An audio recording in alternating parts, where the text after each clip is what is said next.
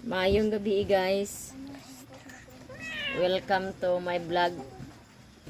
Karon guys, balag daghan ta kayo og daming chicken pox guys. Mag-vlog pa rin tayo guys. Kasi pag-usapan natin si Tatay Digong ba. Ngayon guys, magwilda nga tayo guys be. Ngayong 2028 guys ba. Na wala tayong iboboto na presidente. Dahil tayo naman ang aragabyado. Guys, kay mahihirap tayo. Isang kahig, isang tuka. Sila guys, bahala nagkagulo ang mundo. Bansa natin. Mapira sila guys, kahit hindi sila maghanap buhay. Marami silang pira na naiipon.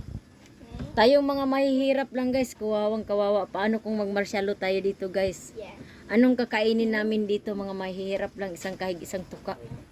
Ba, walang makain guys. Talagang kawawa tayo mahirap. Pero pag araw na mangampanya sila guys, ang dami nilang mga pinapaasa sa mahihirap. Yung mga mahihirap naman ay talagang niluluko lang sila.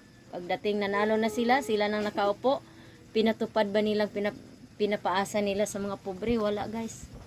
Kaya ngayong 2028 guys, manimbago tayong presidente, magwilga na tayo guys. Wag na tayong magboto ng presidente. Ganun pa rin guys ang mangyari sa buhay ng mga mahihirap. Kawawa lang ang mga mahihirap guys. Yan lang guys. Bye!